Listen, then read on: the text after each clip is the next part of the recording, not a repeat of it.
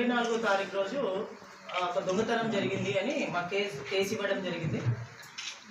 ఈ కేసు యొక్క వివరాలు ఏంటంటే, ఈ సంగప్ప వాళ్ళ భార్య ఉంటారు ఇంట్లో, వ్యవసాయదారులు కాబట్టి వాళ్ళు మధ్యాహ్నం 22వ తారీఖు మధ్యాహ్నం వ్యవసాయ పనులకు వెళ్తారు. తాళం వేసి ఇంట్లో ఎవరు ఉండరు. వ్యవసాయ పనులకు పోయి రిటర్న్ రాత్రికి వస్తారు. రాత్రికి వచ్చి చూసుకుంటే తాళం చేయి విరిగిపోయి ఉంటుంది, బయటి తాళం. లోపల వాళ్ళు వ్యవసాయానికి కొన్ని డబ్బులు అవసరం ఉంటాయి కాబట్టి ఖర్చుల కొరకు ఇంట్లో 2,10,000 వివిధ దగ్గర అప్పులు తెచ్చి వాళ్ళ బీరువాలో పెట్టుకుంటారు. అదే బీరువాలో 2.5 మాసాల గోల్డ్ కూడా ఉంది. ఇవన్నీ పోయినాయని మా దగ్గర కేసు ఇస్తే మనం నమోదు చేసి దర్యాప్తు చేయడం జరిగింది. దర్యాప్తులో భాగంగా నేరస్తుడి అదే గ్రామానికి చెందిన నేరస్తుని చాకచక్యంగా మా వినోద్ అనే ఒక police constable officer, Ram Singh ఆయన కూడా శంకరంపేటలో పనిచేస్తారు, ప్రవీణ్, రవి హెడ్ కానిస్టేబుల్, వీరి యొక్క సహాయంతో మేము చాలా 4-5 డేస్లోనే ఈ కేసును ఛేదించడం జరిగింది. ఈ నేరస్తుడు అదే గ్రామానికి చెందిన నీరుడి జ్ఞానేశ్వర్ సన్ ఆఫ్ భూమయ్య.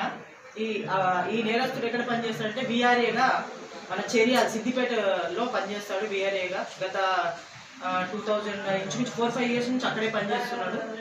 ఈయన ఈ దొంగతనం చేయడానికి ముఖ్య కారణం ఏంటంటే, ఈ దొంగతనం చేసిన వెంటనే ఆ అమౌంట్ను కూడా ఎట్లయితే ఇంటాక్ట్ 2,10,000 రూపాయలు ఏవైతే ఉన్నాయో అవి తీసుకుపోయి వాళ్ళ భార్యకి ఇవ్వడం జరిగింది.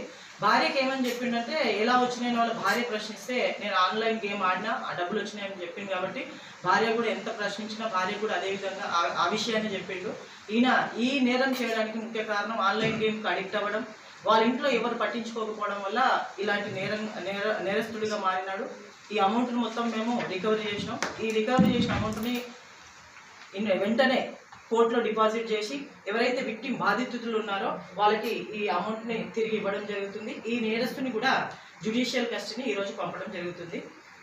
ఈ కేసు ఛేదించడానికి వినోద్, రామ్ సింగ్, ప్రవీణ్, రవి హెడ్ కానిస్టేబుల్ కృషి చేసినందుకు ఎస్పీ యొక్క ఆదేశాల మేరకు వీళ్ళకి నగదు ప్రోత్సాహం కూడా ఇవ్వడం జరుగుతుంది.